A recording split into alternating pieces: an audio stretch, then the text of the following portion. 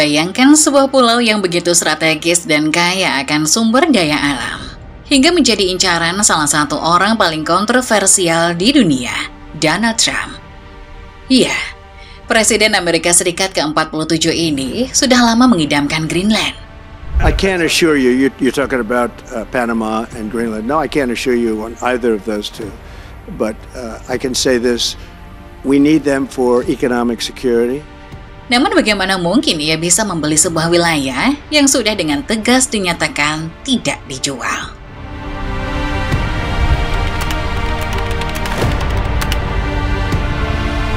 Donald Trump pertama kali secara terbuka menyatakan minatnya membeli Greenland pada tahun 2019. Pernyataan ini langsung menuai kontroversi dan dianggap aneh oleh banyak pihak. Thankfully, the time where you buy and sell other countries and populations is over. Let's leave it there. Jokes aside, we would naturally love to have an even closer strategic relationship with the US. Namun ini bukan pertama kalinya Amerika Serikat mencoba membeli wilayah strategis ini. Pada tahun 1946, Presiden Harry Truman saat itu menawarkan untuk membeli wilayah Denmark seharga 100 juta USD dalam bentuk emas. Dilaporkan bahwa reaksi Denmark terhadap tawaran itu hampir sama seperti yang mereka lakukan pada tahun 2019. Dan sekali lagi, pada tahun 2025, tidak, terima kasih. Bahkan karena niat Amerika Serikat diutarakan berulang-ulang, ini membuat jengkel petinggi Denmark. Dear President Trump, listen very carefully. Greenland have been part of the Danish kingdom for 800 years. It's an integrated part of our country. It is not for sale. Let me put it in words you might understand. Mr. Trump, f*** off.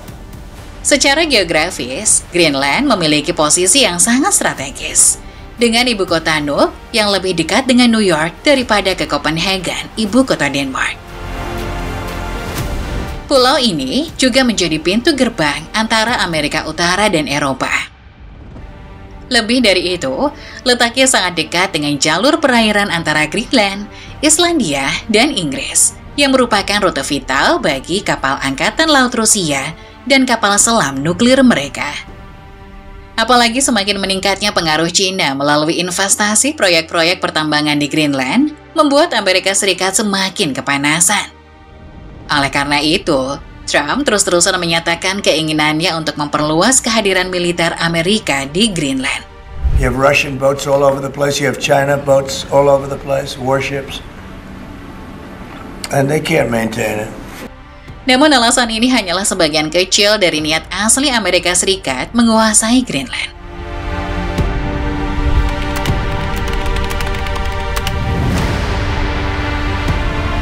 Sebuah survei terbaru tahun 2025 mengungkapkan bahwa Greenland memiliki 28 dari 34 mineral yang dianggap sebagai bahan baku penting oleh Komisi Eropa.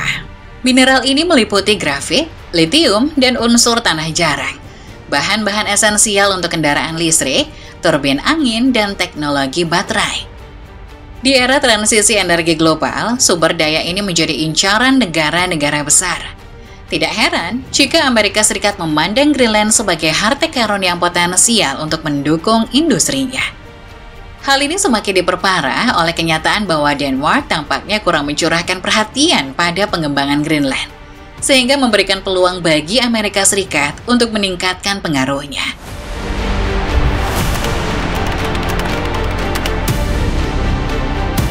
Dalam pidato tahun barunya, Perdana Menteri Greenland menyerukan kemerdekaan dari Denmark. Namun ia juga menegaskan bahwa Greenland tidak dijual. Være danskere, vi vil ikke være amerikanere, vi vil selvfølgelig være grønlændere. Meski begitu, Amerika Serikat masih berpeluang untuk meningkatkan pengaruhnya di Greenland. Bagaimana caranya? Amerika dapat menawarkan asosiasi bebas dengan Greenland, mirip dengan pengaturan mereka dengan Kepulauan Marshall, Mikronesia, dan Palau. Dengan pengaturan ini, Amerika akan memberikan dukungan ekonomi dan perlindungan militer kepada Greenland, seperti yang dilakukan Denmark sebagai imbalan atas hak-hak strategis di wilayah tersebut. Jika cara halus tidak mempan, Amerika Serikat masih memiliki beberapa opsi untuk memperkuat pengaruhnya. Amerika Serikat dapat secara drastis meningkatkan tarif pada barang-barang Denmark atau bahkan Uni Eropa.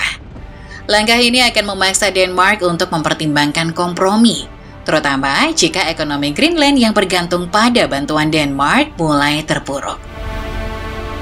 Yang terakhir, meskipun tampaknya tidak masuk akal, invasi militer bisa menjadi opsi Trump.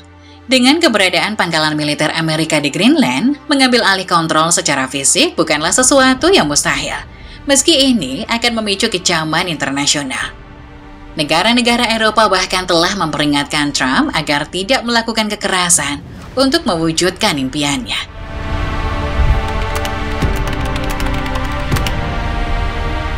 Seandainya Greenland dijual, berapa kira-kira harganya? Menurut analisis terbaru dari American Action Forum, harga Greenland bisa mencapai 200 miliar USD hingga 2,8 triliun USD. Angka ini mempertimbangkan luas wilayah, sumber daya alam, dan potensi strategisnya. Sebagai perbandingan, pada tahun 1867, Amerika membeli Alaska dari Rusia seharga 7,2 juta USD, sekitar 125 USD dalam nilai saat ini. Awalnya, banyak pihak meragukan manfaatnya, namun Alaska kemudian terbukti menjadi wilayah yang sangat bernilai, terutama karena cadangan sumber daya alamnya yang melimpah. Membeli wilayah dari negara lain mungkin terdengar tidak biasa di era modern ini. Tetapi, praktik semacam ini sebenarnya telah terjadi berkali-kali sepanjang sejarah. Beberapa negara berdaulat melakukan pembelian wilayah dari negara lain dengan berbagai tujuan, seperti memperluas wilayah, mendapatkan akses strategis, atau memperkuat posisi geografis mereka. Amerika Serikat menjadi salah satu negara yang paling menonjol dalam praktik ini, terutama selama abad ke-19. Salah satu contoh paling terkenal adalah pembelian Louisiana pada tahun 1803. Dalam transaksi ini, Amerika Serikat membeli sebidang tanah yang sangat luas di Amerika Utara dari Prancis seharga 15 juta USD, setara dengan sekitar 416 juta USD jika dihitung dengan nilai saat ini. Wilayah ini mencakup sebagian besar perluasan Amerika Serikat ke barat dan menjadi salah satu landasan penting dalam pertumbuhan negara tersebut. Beberapa dekade kemudian, setelah Perang Meksiko-Amerika pada tahun 1846 hingga 1848, Amerika Serikat membayar Meksiko untuk memperoleh wilayah yang luas yang kini mencakup negara bagian seperti California, Arizona, New Mexico, dan Texas. Tidak berhenti di situ, pada tahun 1917, Amerika Serikat membeli Kepulauan Virgin dari Denmark. Transaksi ini dilakukan dengan harga 25 juta USD atau lebih dari 600 juta USD jika dihitung dengan nilai uang saat ini. Pembelian tersebut dibayar menggunakan koin emas dan memberikan Amerika Serikat kendali atas wilayah strategis di Karibia. Namun, praktik ini bukan hanya monopoli Amerika Serikat. Sejarah mencatat bahwa sejumlah negara lain juga terlibat dalam transaksi serupa. Jepang misalnya membeli Kepulauan Kuril dari Rusia pada abad ke-19.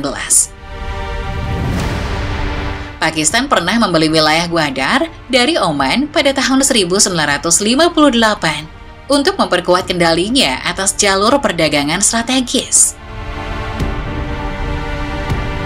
Bahkan Jerman dan Arab Saudi memiliki sejarah transaksi wilayah untuk memperluas pengaruh atau mendapatkan akses strategis ke jalur perairan penting. Praktik ini tidak hanya soal membeli tanah, ini juga melibatkan perubahan yurisdiksi atau penduduk lokal yang tinggal di wilayah tersebut, serta strategi geopolitik yang kompleks. Dengan membeli wilayah, negara-negara tidak hanya mendapatkan tanah, tetapi juga memperkuat posisi ekonomi, politik, dan strategis mereka di panggung dunia.